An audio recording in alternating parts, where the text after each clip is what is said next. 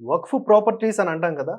వాటిల్లో 95% 90-95% ఆధారాలుండవు. Documental evidences ఏవి ఉండవు. రిజిస్టర్డ్‌వి కొన్నే ఉంటాయి. రిజిస్టర్ కానివి ఎన్నో ఉంటాయి. కేవలం అక్కడికి వెళ్లి ఇది నాది అని పెట్టే బోర్డ్ తప్ప ఇంకేముండదు. Once Waqf always Waqf because of 2013 and 1995 amendments ఇచ్చినటువంటి విపరీత అధికారాలు. జస్ట్ లాస్ట్ 11-13 ఇయర్స్ ఏవైతే ఉన్నాయో, ఆ సంవత్సరాల కాలంలోనే దాదాపుగా ఈ ఆస్తులు వక్ఫ్ ఆస్తులు 4 రెట్లు పెరిగాయి. 4 రెట్లు. ఆ విపరీత అధికారాల వల్ల. ఇప్పుడేమైంది? సవరణ బిల్లు వచ్చింది.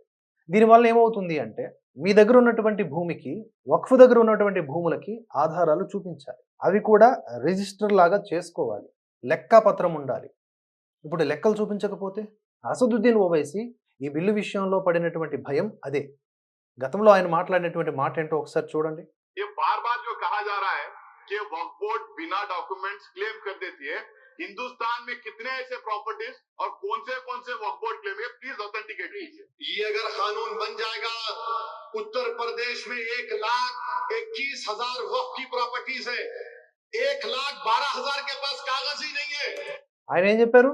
ఉత్తరప్రదేశ్‌లో ఉన్నటువంటి 1,21,000 ప్రాపర్టీస్ ఏవైతే ఉన్నాయో, వాటిల్లో 1,12,000 ప్రాపర్టీస్‌కి కాగజీనయ్యాయి అంటే ఆధారాలు లేవు, పేపర్సే లేవు. అందుకే ఈ బిల్లొస్తే అవన్నీ ఎగిరిపోతాయి అని భయాన్ని ఎక్స్‌ప్రెస్ చేశారు. మరి చూపించాల్సిన బాధ్యత ఉంది కదా! నా దగ్గర ఒక ప్రాపర్టీ ఉందంటే దానికి పూర్వాపరాలు ఎన్ని రకాల డాక్యుమెంట్స్ నేను సబ్మిట్ చేయాలి సంబంధిత అధికారులకు.